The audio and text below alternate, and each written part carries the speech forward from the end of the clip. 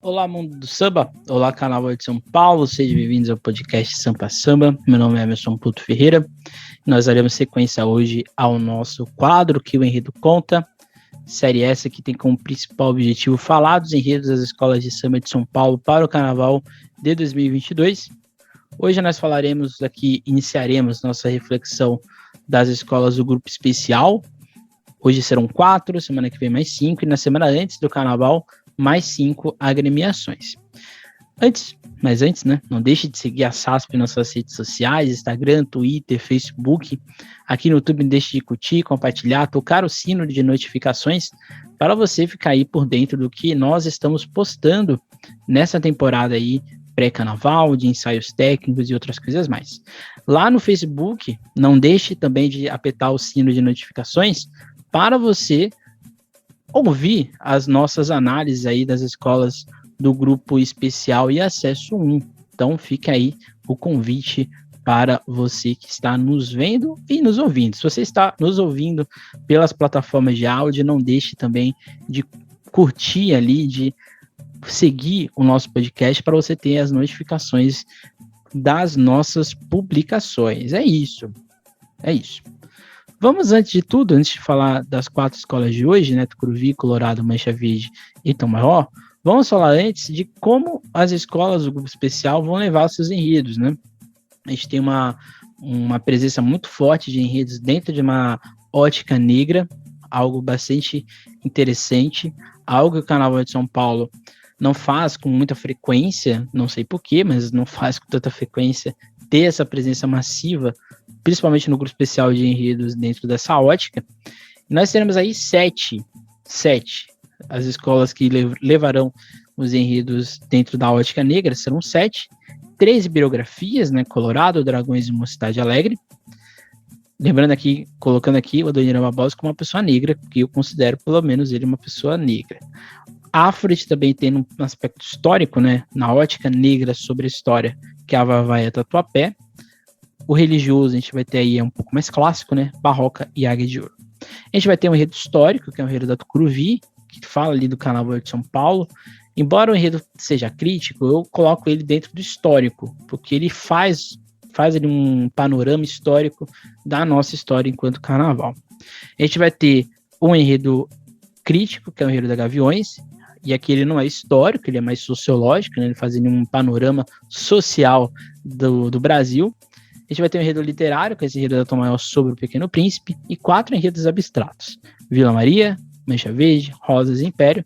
Sempre lembrando aqui que o enredo abstrato é aquele enredo que fala de um assunto que, em tese, não tem uma história, não tem uma conotação, vamos dizer assim, de pessoalidade, né? Por exemplo, a água, né? A cura, a comunicação, mas aí a escola vai para outros vieses, né? Coloca várias outras interpretações. Então, esses seriam os enredos abstratos. Então, ou seja, a gente larga um pouco abstrato, larga um pouco CEP. Por exemplo, depois de anos, a gente não vai ter um enredo CEP esse ano.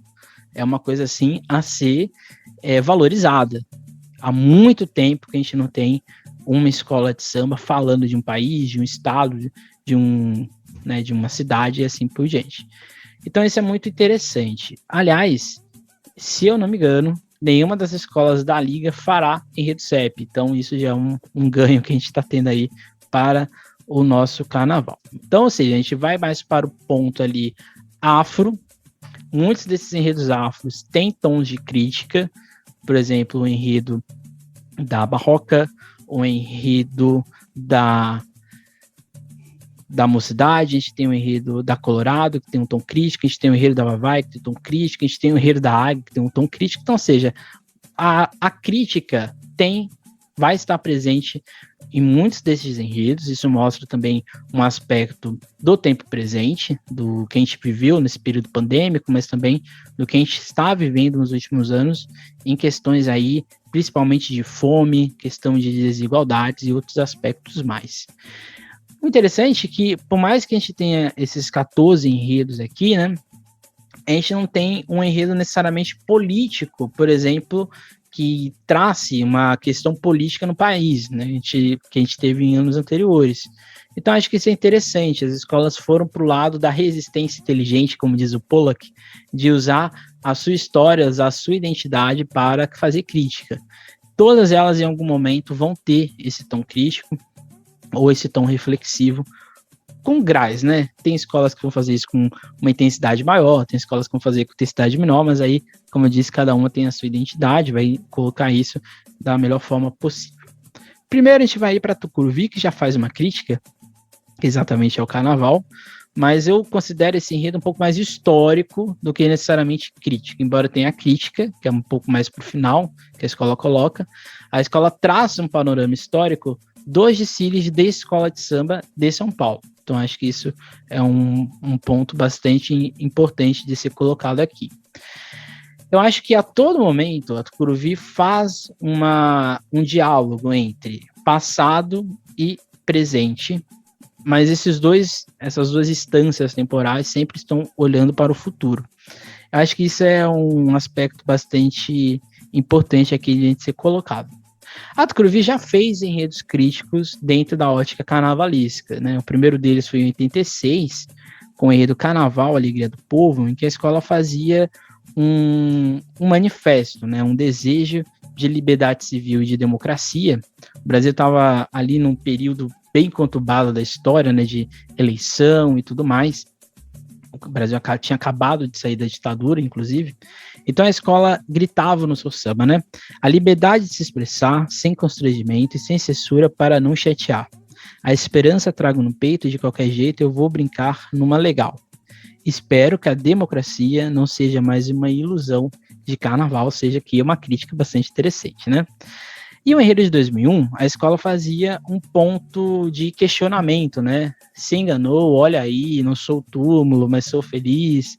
Virei o palco para ganhar a minha raiz, né? Segui outra diretriz, meu samba hoje é orgulho do país, né?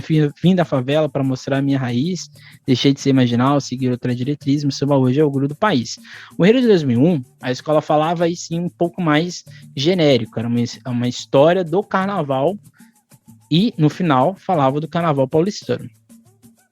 A Tucuruvi, portanto, ela se reencontra com essa interpretação crítica que ela já fez em outros anos, principalmente quando o Marco Aurélio Rufin estava na escola, mas ela se encontra com crítica novamente, e novamente ela se encontra com o carnaval.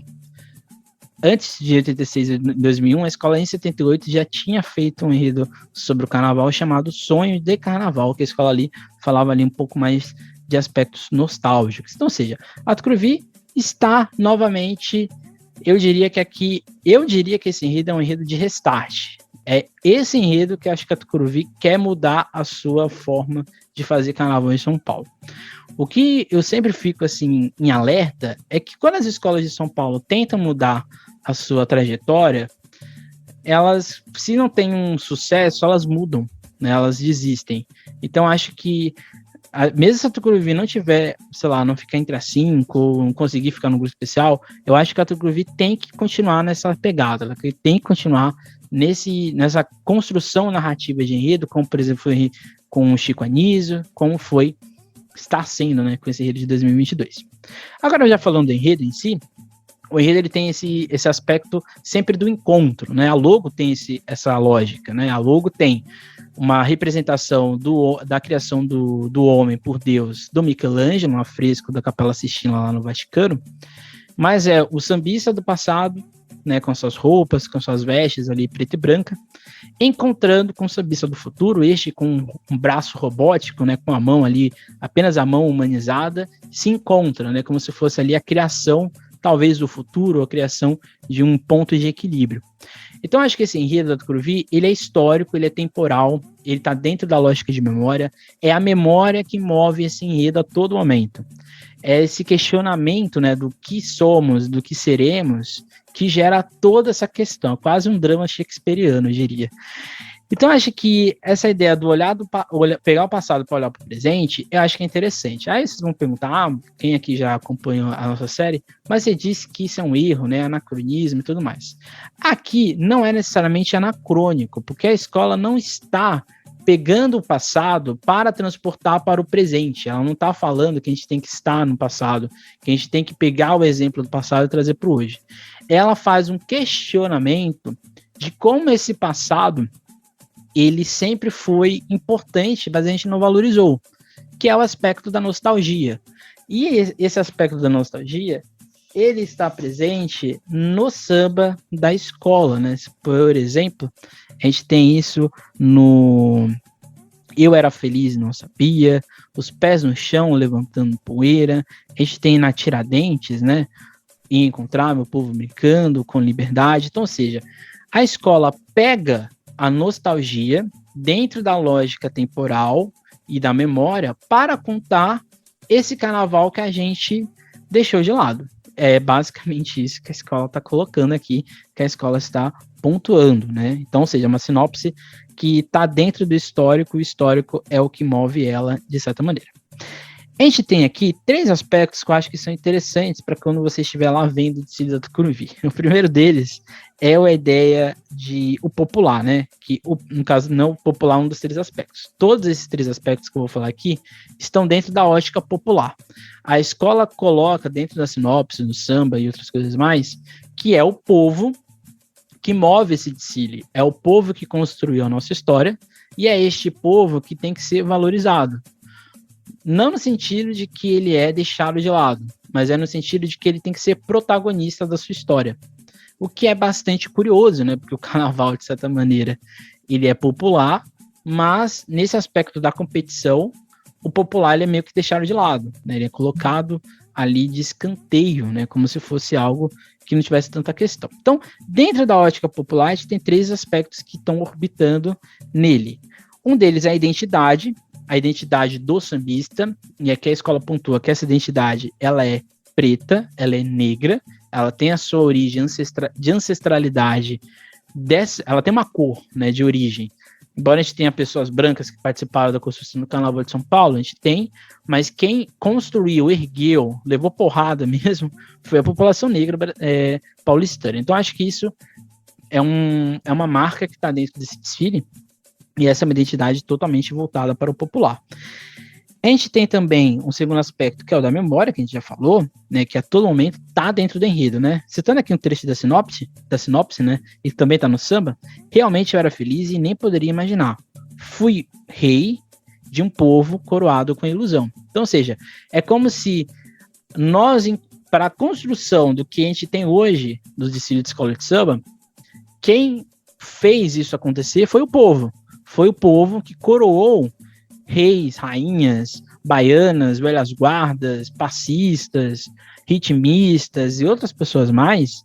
Foi a gente que deu, acho que isso é muito bonito também de se pensar, né? Foi a gente que deu a realeza para esse povo. É como se o povo reconhecesse os seus, né? Reconhecesse nós enquanto manifestação popular. Não foi a mídia, não foi uma imprensa, não foi a academia que reconheceu isso, foi o povo. O povo legitimou o carnaval, o povo legitimou essa memória, essa identidade, e também o terceiro ponto, que é exatamente a localidade. A gente, por exemplo, construiu, e aqui a escola dá uma ênfase muito grande a um espaço que eu acho que é muito importante, que é a Tiradentes. A localidade, né, o espaço de ação é muito importante na narrativa da Tucuruvi. Por que é importante? Porque a escola diz que na São João, no Anhangabaú, na Tiradentes, principalmente na Tiradentes, quem fazia o carnaval era o povo. Quem já viu imagens, eu nunca estive na Tiradentes, né? Até porque eu nasci em 92. Mas acho que é interessante, tipo, quem já viu os vídeos da Tiradentes, que o carnaval, por mais que tenha um carnaval na pista, existe o carnaval fora, que é isso que faz, né? É isso que a escola está falando. É essa massa, é essa população, é esse povo que guiou o carnaval paulistano, que infelizmente a gente não valoriza, ou a gente não coloca como um aspecto a ser valorizado. A gente vai muito pro desfile, né? Porque é um grande problema do Carnaval de São Paulo, né? A gente valoriza muito o desfile. Parece que só o desfile importa. Mas o que a escola está falando aqui? Que fora desse desfile, muitas pessoas ergueram, construíram esse maciço que a gente tem hoje, que é o Carnaval de São Paulo. Então, ou seja, a identidade, a memória e o espaço geográfico da ação do Carnaval são pontos importantes. E eu, aqui arriscando, eu diria que essa seria a divisão de Círio da Tucuruvi, já que a escola está dentro de um ponto de vista histórico, provavelmente isso vai estar ali, né? São João, Anhangabaú, Tiradentes e, por fim, o Sambódromo do AMB. Então, ou seja, Tiradentes ela é um ponto importante. A escola escreve o seguinte na sua sinopse: fizeram de você o meu grande palácio, onde as estrelas mais brilhantes eram a imortalidade dos meus baluartes, homens e mulheres que me trouxeram até aqui, que escreveram com seu suor cada página da minha existência. Então aqui, eu acho que é um acerto da escola. Acho que a escola colocar Tiradentes como um palco principal do Carnaval de São Paulo. Eu entendo que o AMB tem o seu simbolismo político, principalmente, mas eu acho que o verdadeiro palco do Carnaval de São Paulo e o espaço onde todas essas agremiações ganharam força foi a Tiradentes. Foi ali, de fato, que o Carnaval de São Paulo se tornou popular a partir de 1977. Foi ali que massificou a ideia de escola de samba na cidade. Não foi o AMB. Acho que esse é um ponto muito importante de a gente colocar.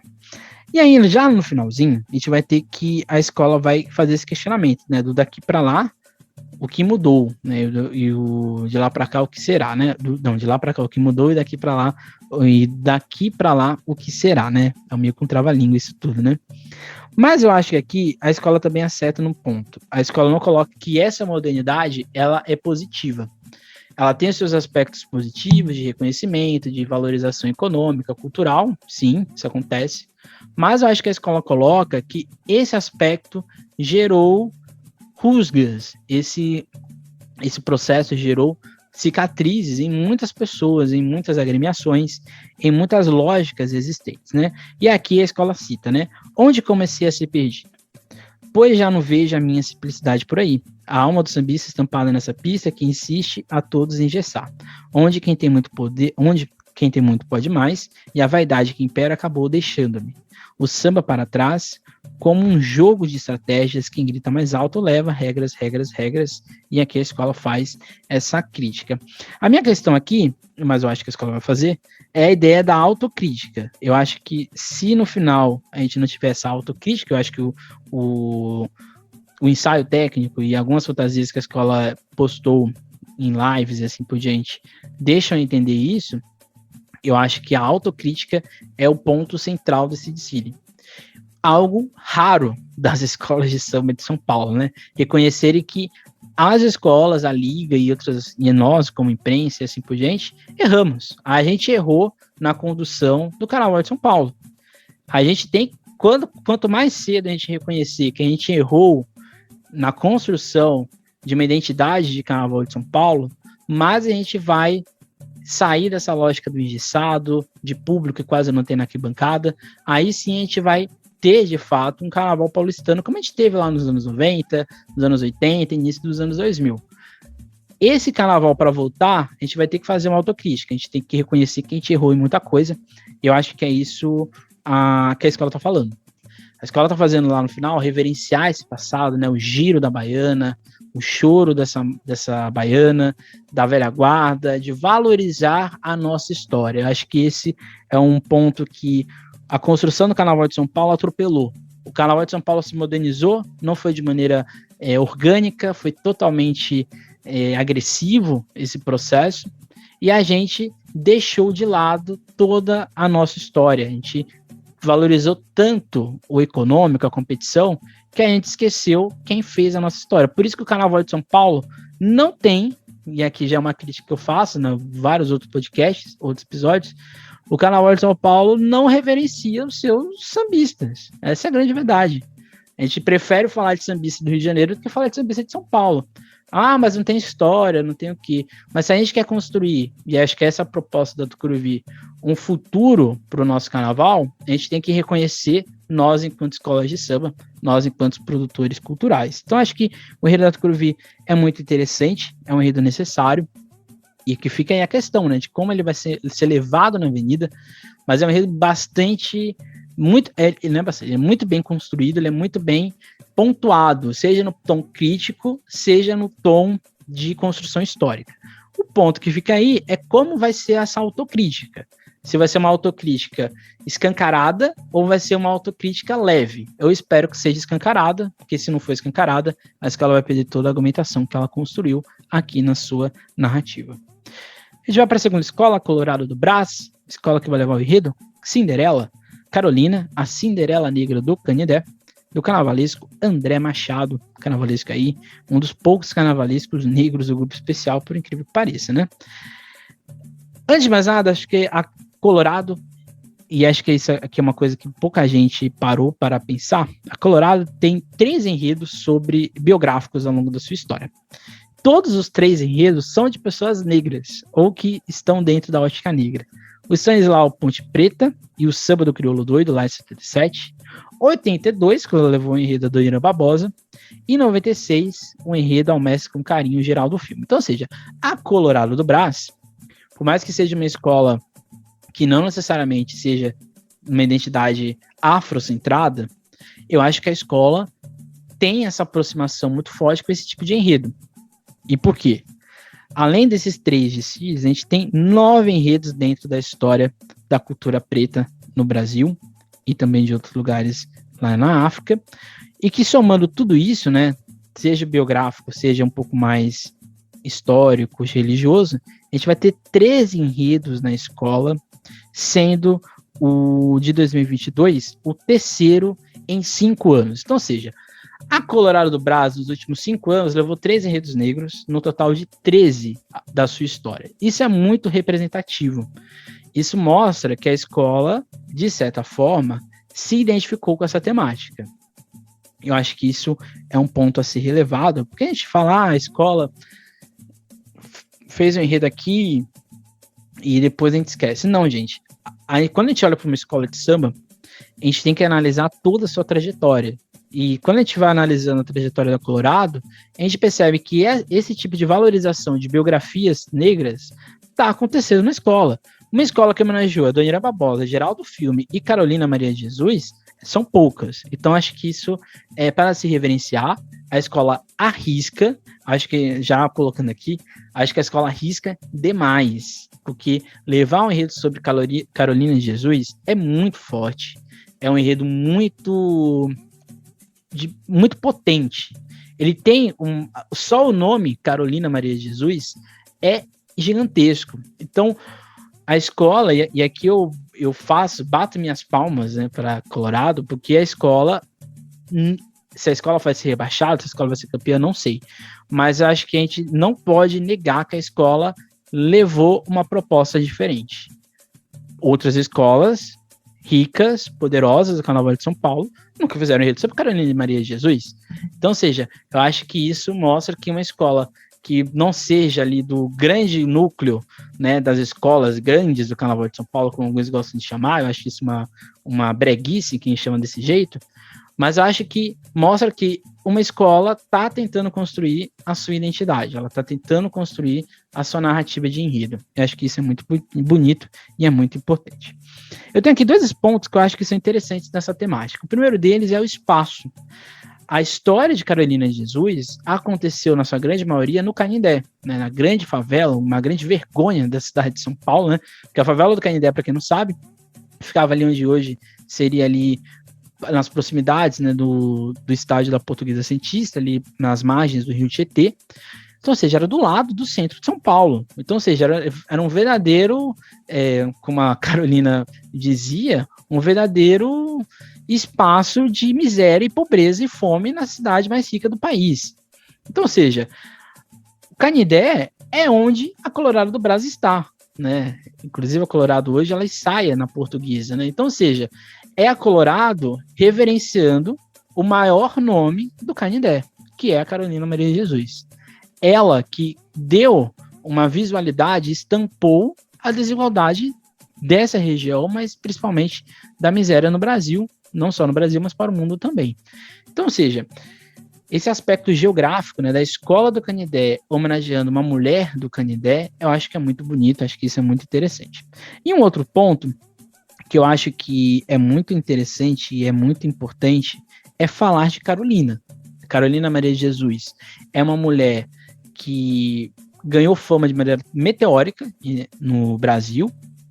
Ela foi descoberta por um jornalista. Esse jornalista leu os escritos dela, publicou, fez diversas matérias e virou um boom. A Carolina de Jesus, ela virou um boom literário no Brasil. E assim, muito mais por um fetiche de uma classe burguesa, né, e principalmente de classe média, que ficou espantada que existia tanta miséria no Brasil, sendo que estava ali do lado deles, mas também principalmente pela força, né? A Carolina de Jesus, ela tinha uma narrativa muito, muito forte, uma narrativa que mescla dor, tristeza, sonho, alegria, esperança. Tudo isso está dentro da história de Carolina de Jesus. E eu acho que é um acerto a Colorado do Brás trazer a história de Carolina Maria de Jesus. Ah, mas é uma história muito triste, é uma história não sei o quê. Não tem como a gente fazer um enredo, e acho que esse é um enredo mais manifesto do que necessariamente oba-oba, não tem como a gente fazer esse desfile se não for nessa ótica. Então acho que esse é um grande ponto. E um outro aspecto é um carnavalesco preto, um carnavalesco de um militante, um carnavalesco que tem essa narrativa muito forte, principalmente nos seus outros enredos de temática negra no Carnaval de São Paulo, e um dos poucos, né, um dos únicos carnavalescos negros do grupo especial, falando de uma mulher preta. E isso é muito representativo. Por isso que a sinopse da Colorado do Brás, ela tem essa força narrativa muito grande. Por isso que o samba da Colorado do Brás tem essa força manifesto. Porque o seu carnavalesco soube orientar muito bem todo esse processo. Eu acho que isso aqui é muito interessante. Indo para o enredo, de fato, né, eu acho que um aspecto aqui é muito semelhante ao que a Tucuriva faz, a escola, e é um acerto também, por mais que tenha aqui a ideia da Cinderela, que é uma coisa que eu não goste, eu acho que não precisava ter essa ideia da Cinderela, dela encontra a safada madrinha, que ela vai pegar o sapatinho, vai ser reconhecida pelo público. Eu acho que isso aqui era dispensável, não precisava nem ter. Eu acho que só a história da Carolina de Jesus era suficiente. Eu acho que a escola poderia pegar a ideia da borboleta, da libélula que ela coloca na sinopse, como o mote, né, o fio narrativo, né, porque a borboleta ela tem essa representação, né, da transformação, né, de estar ali no casulo, mas depois ela se liberta. Eu acho que isso poderia ser o enredo, não precisava da Cinderela, né? Acho que essa é a única crítica que eu faço a essa construção narrativa da Colorado. Mas tirando isso, pegar a ideia da borboleta como um adjetivo, né, como um ponto dentro da memória, isso é genial. Isso faz, né, constrói a narrativa da Carolina Maria de Jesus. Então acho que isso é um ponto muito importante. E aí, a Carolina, ao longo de toda a sinopse, ela vai colocando a dor, a luta, a perda e, acima de tudo, a conquista que ela teve a partir disso. Eu acho que por isso que eu acho que a Cinderela não fazia sentido, né? A história da Carolina é muito melhor e muito maior que da Cinderela. A Cinderela tem uma vida de luxo perto da Carolina. Porque eu acho que a Carolina, ela nunca deixou de lado de que todas as conquistas dela, todo o reconhecimento que ela teve, foi porque ela sofreu, foi porque ela teve dor, foi porque ela teve que resistir, catar papel, mas nunca deixou de lado a esperança. É isso, não precisava da Cinderela. Tô aqui revoltado, né? Já tô ficando revoltado de novo. Então, acho que assim, o enredo, tentar amenizar colocando a Cinderela, eu acho que não precisava. Acho que aqui é um ponto aqui que eu acho que é a única coisa que tá de lado. Mas tirando isso, eu acho que a ideia de colocar a Carolina como a narradora, que é uma coisa que é muito comum nos enredos de biográficos, eu acho que é um acerto. O protagonismo está presente do início ao fim, a gente percebe que a sinopse está fazendo uma linha cronológica da história de Carolina, saindo, né, dela contando que ela vai falar da história dela, depois ela vai falar de Minas Gerais, quando ela vem para São Paulo, em São Paulo ela descobre toda a miséria existente na cidade, e é aqui que tem a força narrativa da sinopse, né, que citando a sinopse, que está lá que a Colorado disponibilizou, na Via Crucis do Cortiços Fétidos, largadas nas maquisas de viadutos, pelas ruas sob o sereno das noites frias, vivendo tal qual uma mendiga, mas ainda assim com o peito cheio de esperança. Como uma gata borralheira, fui à luta queimando feijão em casa de madame, embora muitas vezes abatida pela fome, e aqui ela contando que ela chegou em São Paulo. Ou seja, é uma história, eu acho que isso é muito importante, né? A história de Carolina de Jesus, ela se tornou importante em um símbolo de resistência, em um símbolo do movimento negro moderno, né, atual, é porque a história de Carolina de Jesus, muitas pessoas se identificam com passagens da história dela. Muitas pessoas se identificam com a fome, com a perda de um filho, com ser falada, né, por ser mulher solteira. Acho que tem muita coisa na história de Carolina de Jesus que faz ela ser uma feminista, embora ela não soubesse na época dela, ela nunca foi rotulada na época como uma feminista.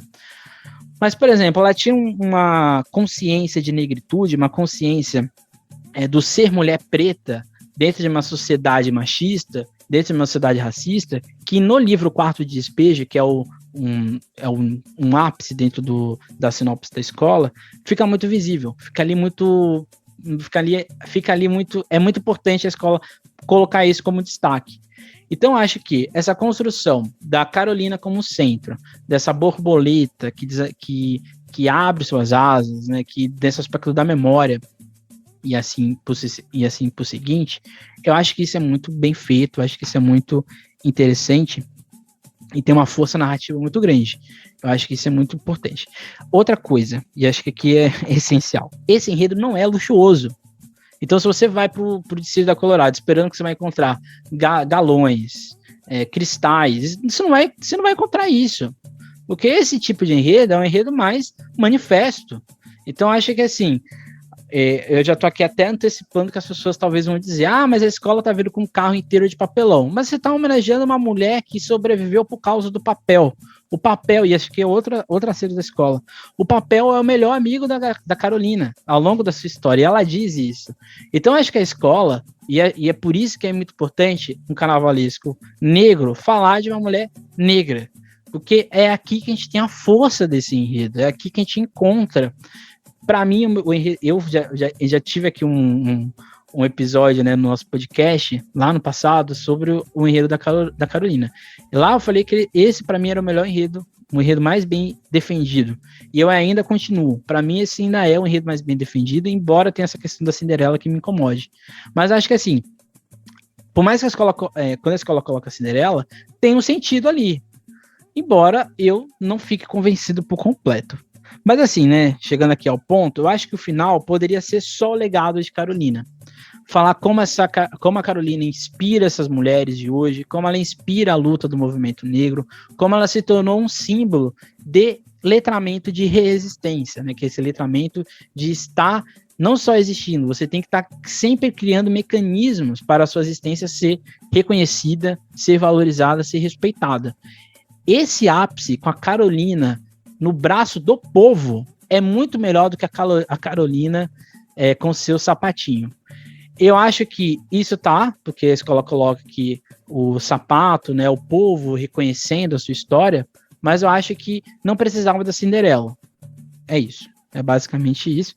Mas assim, e aqui citando o trecho do final da sinopse, ela diz o seguinte: é que sempre estarei viva no coração de quem acredita, assim como eu, e entre outras tantas Carolinas, mulheres negras, homens solteiras, faveladas e periféricas, na força matriz que me trouxe até aqui, que sirva como grito de alforria, coragem.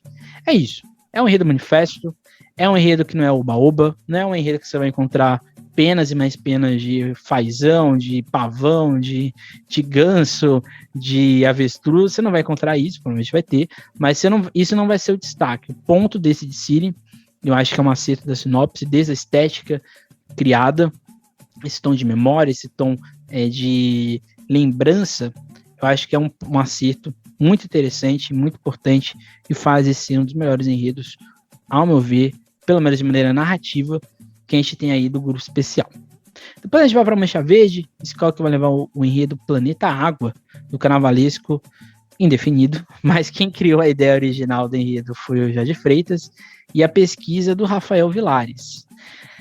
Eu acho que o enredo da Mancha Verde, e aqui acho que até mais em termos gerais, é um enredo que a Mancha Verde, só uma escola como a Mancha Verde consegue levar o enredo sobre a água. Acho que é um ponto muito potente, né? Porque é um enredo que você precisa ter uma confiança muito grande em todos os seus quesitos para levar esse tipo de enredo. Poucas escolas de São Paulo conseguiriam levar um enredo reflexivo, contemplativo da água. E acho que assim, a Mancha Verde acerta nesse aspecto. Eu reconheço nesse enredo também uma tentativa da escola sair um pouco do que ela tem feito nos últimos anos, principalmente ali no enredo do fundo de quintal, porque ali naquele enredo da amizade e tudo mais, ele tinha uma construção um pouco mais historicizada, né, um pouco mais biográfica, até um pouco mais manifesto do fundo de quintal, né, e tudo mais. Também tinha toda uma questão ali simbólica da morte do Moacir. Então, ou seja, aquele enredo foi bastante denso para Mancha Verde. Aí depois a gente tem o enredo da Cinderela, né? Da Cinderela. Estou aqui na Colorado ainda. O enredo da princesa, né? A princesa Dandara, a Quatúnia também. Era um enredo histórico, não religioso, mas um enredo afro, de certa maneira denso. A gente teve o enredo das faces de Jesus, né? Em 2020, que é um enredo denso. E aqui a escola sai disso, né? Larga o denso, vai para uma temática um pouco mais leve, mas é um leve que é muito bem construído. Eu acho que a ideia de água aqui na Mancha Verde não é uma água por estar, é uma água que tem todo um percurso a ser seguido, né? E assim sucessivamente. Então acho que assim, esse lúdico, né, a escolha de falar da água a partir de uma ótica um pouco mais lúdica, eu acho que é muito interessante e eu acho que traz retorno visual para quem está vendo, seja na televisão ou no AMB, e para quem está desfilando. Acho que isso é muito legal. Quando a pessoa veste a fantasia, entra numa alegoria e ela sabe o que ela está fazendo ali. Ela não está ali só por estar, ela está ali porque ela sabe o que ela está fazendo, o que ela está representando. Um aspecto que eu acho que é muito interessante, né, no vídeo de apresentação, nas fantasias da Mancha Verde, também na sinopse que a escola, né, um release que ela deixou ali no site dela, que eu acho que a todo momento esse enredo ele vai sendo costurado pela religiosidade. A gente tem primeiro essa conversa com Oxum, depois a gente tem o encontro com o Tupã, depois a gente vai estar com o Oxumaré, depois a gente vai estar com outras divindades também do candomblé, então, ou seja, Iemanjá também, então, ou seja, a escola pega esse aspecto do religioso, desse questionamento, para trazer ao longo de toda a sua narrativa. Então, assim, é como se estes elementos fossem o fio condutor. E eu acho que isso foi um grande acerto da escola. Porque a escola não fica naquela coisa meio... Não que eu acho chato, mas o discursivo do vamos preservar, vamos cuidar das águas. Isso não tem força. E a escola pega essas divindades, pega essas representações indígenas e africanas e traz para a sua narrativa de desfile para contar o que a Mancha Verde quer passar de mensagem sobre a água. Então, acho que isso é um grande acerto, né? Uma coisa muito interessante. Então, a gente tem no início, né? Oxum, Tupã, na comissão de frente deixou meio implícito que ali tem uma reverência às águas de Oxalá também. Então, ou seja, eu acho que depois desse buscar o conselho, né, que o samba diz, né, ó mãe, eu vejo a vida refletindo em teu espelho, vem pedindo teus conselhos para a alma lavar. Então isso aqui é muito interessante, né? É um diálogo, né? O samba é um diálogo e a sinopse também é um diálogo. É essa busca no sagrado para a gente entender o que a gente tem que fazer na nossa condição, seja coletiva ou individual, né? O individual no simbólico e o coletivo principalmente no aspecto de sociedade, economia e assim por diante. Então, assim, a escola vai, no primeiro momento, como um condutor de tudo isso, falar exatamente do sertão como o principal espaço para a gente entender a importância da água. E aqui a escola vai para lá, para uma estética talvez um pouco mais do Nordeste, né, um pouco mais do Agreste, né, do sertão. E a escola vai falar, e acho que aqui é uma sacada muito interessante, que a principal festa do nordestino é o São João, né? Para quem não sabe, as festividades de São João, que a gente chama de festa junina, elas acontecem num período em que a gente está celebrando, de certa maneira, o período de chuvas, que é exatamente o período da colheita, o período da plantação. Isso é uma sacada genial, porque vocês percebam, a escola vai construindo narrativamente que essa água, e aqui a escola pega o exemplo do sertão, constrói vida, constrói alimentação e constrói festividade, constrói sorriso, constrói inversões, que é o São João. Isso aqui é genial. E a escola escreve, né? Para cessar o lamento, chuva que molha a terra para trazer o sustento, fundamental para semear a vida no sertão, transformando o solo seco em plantação, e ao som da viola, a grande comemoração. É neste aqui, né? O som da viola, a grande comemoração. Isso é muito bonito. Vocês têm que concordar que isso é muito bonito. Aí a escola sai desse exemplo de como a água ela é vital para a sociedade, para nós enquanto organismos vivos. Então, assim, a escola está falando de planeta ainda, né? Ela não está falando das pessoas, mas ela está falando como essa junção ela é necessária. E a escola vai para o místico, vai falar da Yara, vai falar de Iemanjá, deste encontro, e aqui acho que é um pouco mais semiótico, né? Porque a escola vai da Yara, que é uma mitologia mais indígena, e vai para uma mitologia negra, que é Iemanjá, e aqui a gente tem exatamente a troca de cenário. Então a gente sai do sertão, pega o rio vai até o mar, e aí tem esse encontro, né? Esse encontro de divindades, de pessoas importantes. Aí a escola vai falar exatamente da ideia do ciclo da água. Mas aqui o ciclo da água ele é colocado de uma maneira dentro do sagrado. Por exemplo, a escola diz o seguinte: gotas de água escorrem das nuvens de algodão e tocam o chão, gerando alegria para uma nação que compreende que é só depois da tempestade que o arco-íris aparece sobre a vegetação. Com essa maravilhosa manifestação, o Xumaré une água e terra, fertilizando a semente para o nascer das plantações. A chuva são lágrimas na inundação, reflexo do descaso do homem que insiste em manter essa posição, poluir sem pensar no amanhã. Então, ou seja, a escola fala do ciclo da água, né? A água que evapora, vai para a nuvem, depois ela cai, né? São os estados da água, né? O líquido, o gasoso e o sólido. A escola pega esse aspecto, pega essa construção científica, mas ela constrói dentro do ponto de vista social, religioso. Quando ela coloca o Xumaré é o orixá que transporta, né, a chuva, a água que está do céu para a terra, é exatamente isso que ela está construindo. Mas ela coloca o ciclo da água como se fosse a construção da nossa existência. A gente não para pensar nisso, mas é isso que move a nossa sociedade, é isso que move nós enquanto pessoas, que é o final, que a escola coloca que nós temos essa ideia do moinho, né? A nossa vida é como se fosse um moinho, né? Ela vai girando, ela se constrói em ciclos, ela não é uma coisa somente linear, ela tem passagens, ela é como o ciclo da água, que curiosamente a quantidade de água que tem no nosso corpo é a mesma quantidade de água que tem na Terra. Então é esse equilíbrio, essa busca do equilíbrio em sociedade, mas refletindo a partir da água, que a Mancha Verde faz. É um enredo simples, não é um enredo que tem não propõe assim, uma grande inovação enredística, mas dá visual, dê um bom samba, a gente entende o que está passando na nossa avenida e é leve.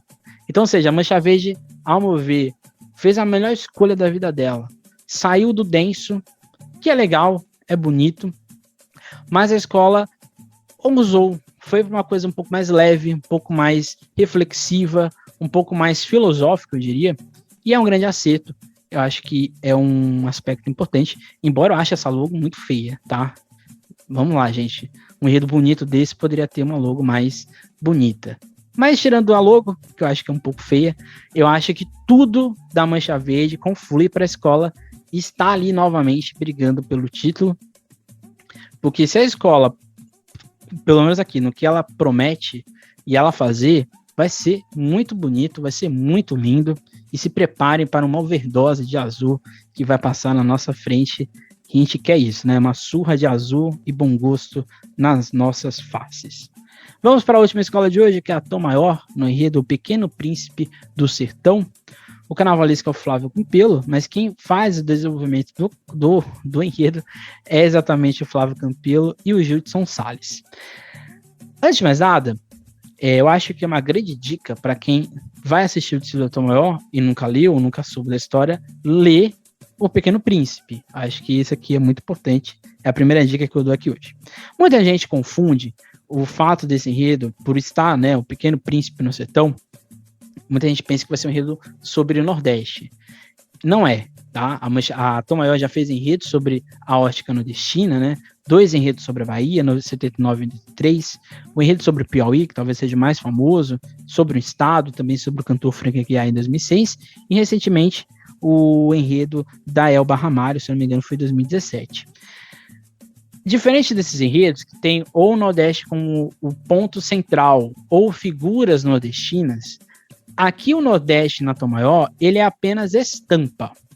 A história do Pequeno Príncipe acontece no Nordeste, mas não é uma história sobre o Nordeste. Acho que isso é muito importante. Então, essa escola não está falando de estados, não está falando disso. Ela está pegando o Nordeste como um plano de ação. O protagonista, né, vamos dizer assim, o objeto principal da análise da Tom Maior é a relação do Pequeno Príncipe, que ele desencarna, né, ele está aqui, sai do planeta dele e vai aparecer aqui no Nordeste brasileiro, e um encontro com o caminhoneiro, que eles vão se encontrar ali no meio da estrada. Então, ou seja, não é exatamente o Nordeste, mas o plano de fundo de tudo que está acontecendo é o Nordeste. Eu acho que um ponto muito importante, e é uma coisa que São Paulo não faz muito, não sei porquê, é a temática infantil. São poucos, se eu não me engano, o último enredo que a gente teve, de fato, o infantil como o protagonista, foi em 2014 com a Tucuruvi. Posso estar enganado. Mas, assim, enredos de temática infantil são muito raros em São Paulo. E até mesmo no Rio de Janeiro é um pouco raro, mas tem. E eu acho que é uma temática que poderia ser melhor explorada. Não sei por que não é explorada. E eu acho que aqui já é um outro acerto da Tom Maior.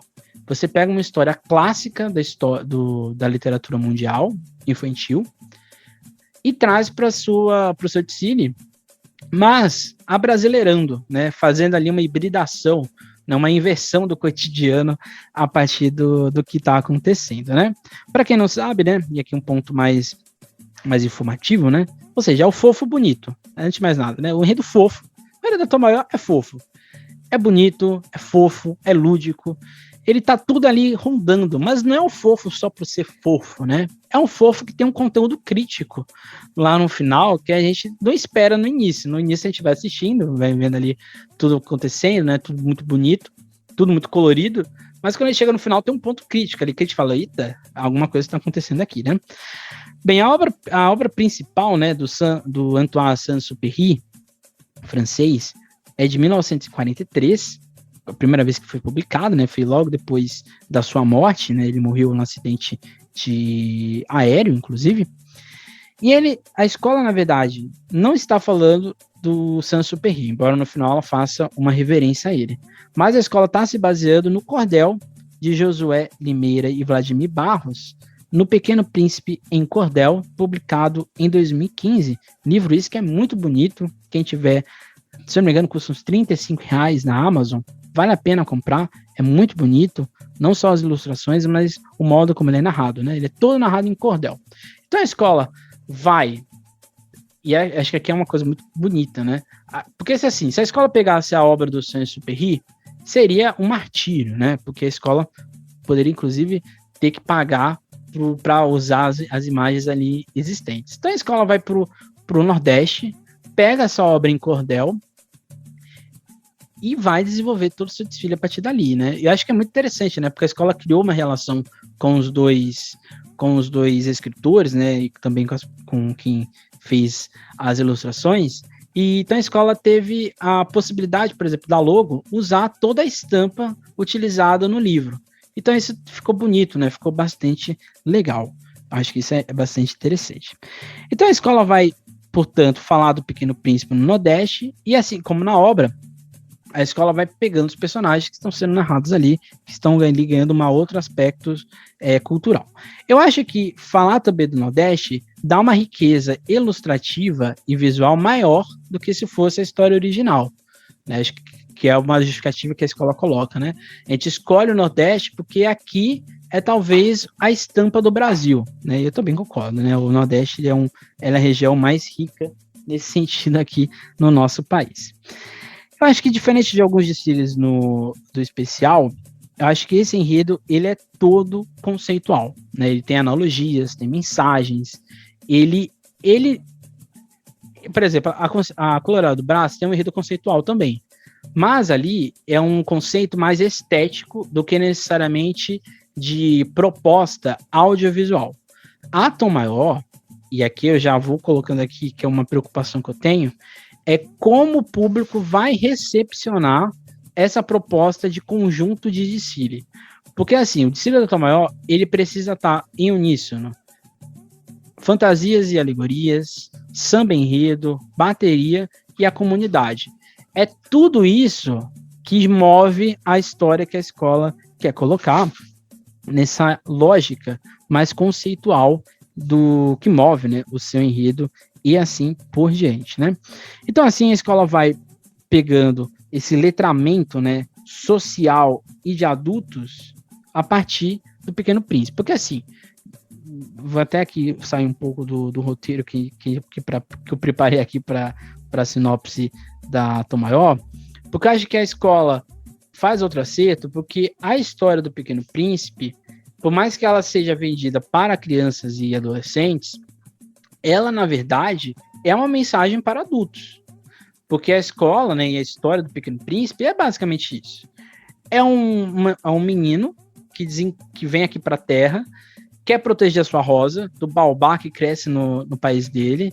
Ele vai passar por vários lugares no mundo, por vários planetas existentes, vai descobrir ganância, poder por dinheiro, vaidade, pessoas que bebem para esquecer de alguma coisa, pessoas que são indecisas, pessoas que seguem a manada. Ele vai passar por tudo isso até descobrir na Terra que ele tem que valorizar principalmente aquilo que ele tem que cativar, que é o amor, né, que é a proximidade, que é o contato.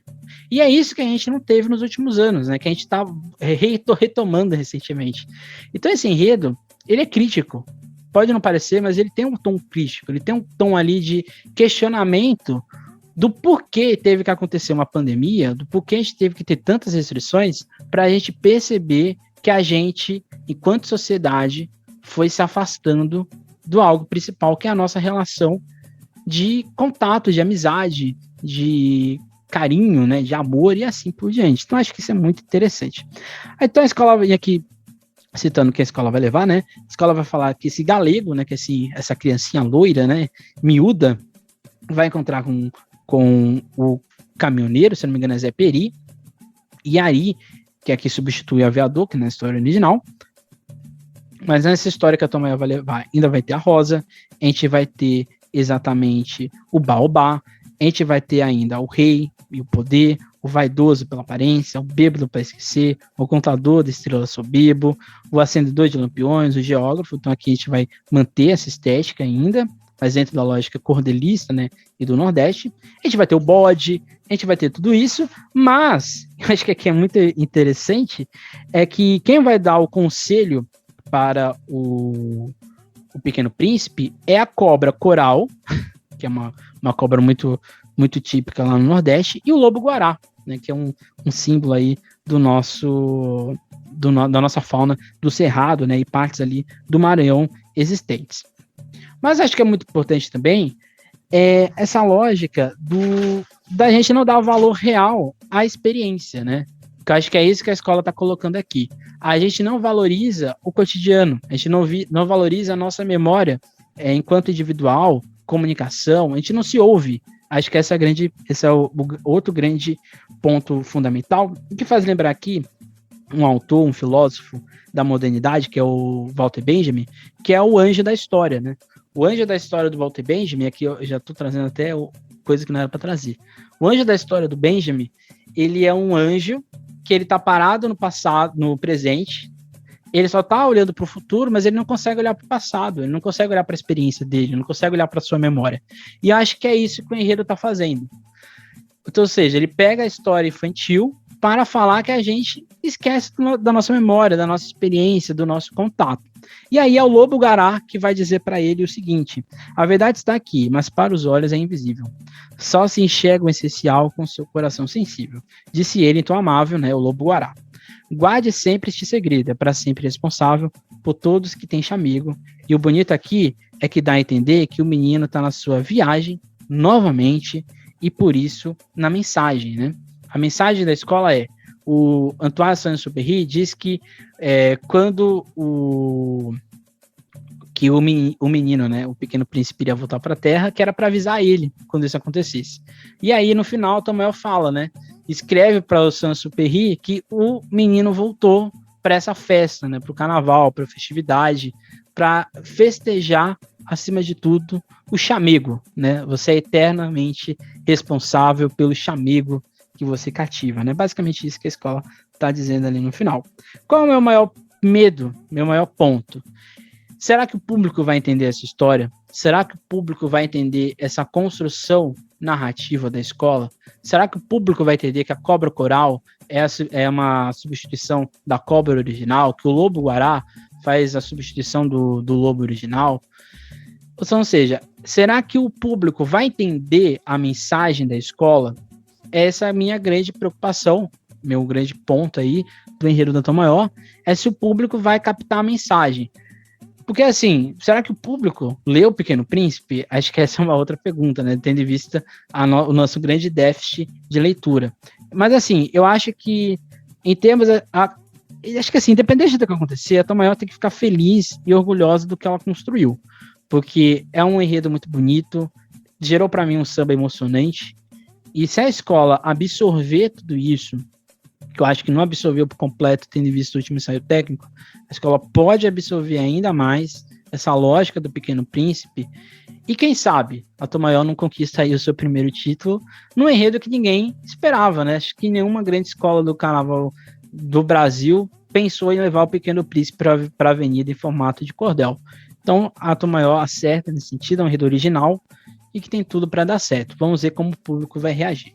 Esse foi o que o enredo conta de hoje. A gente falou aí, portanto, de 4 escolas de enredos densos, né? Mancha Verde, que é um enredo, de certa maneira, um pouco mais leve, mas tem toda ali uma reflexão filosófica. Colorado, com um enredo bastante denso. A Tucuruvi, com um enredo mais histórico, mas também ali com uma densidade narrativa muito robusta. E aqui a Tom Maior, no lúdico, no infantil, mas também reflexivo, com uma mensagem bastante bem construída e também defendida. Então esse foi o nosso enredo de hoje, o nosso episódio de hoje. Não deixe de seguir a SASP nas suas redes sociais, não deixe de comentar, compartilhar esse vídeo, dar o seu like e assim por diante. Semana que vem a gente tem mais 4 escolas, que eu não vou lembrar quais são, mas vou aqui lembrar agora. Semana que vem a gente vai falar, portanto, de Vila Maria, Tatuapé, Dragões da Real, Vai e Gaviões da Fiel. É isso. Até mais. Nunca esqueça, nunca deixe de sambar. E hoje, sexta, sábado, domingo, as nossas lives lá no Facebook, das nossas impressões dos ensaios técnicos das escolas esse final de semana. É isso. Até mais. Nunca esqueça e nunca deixe de sambar.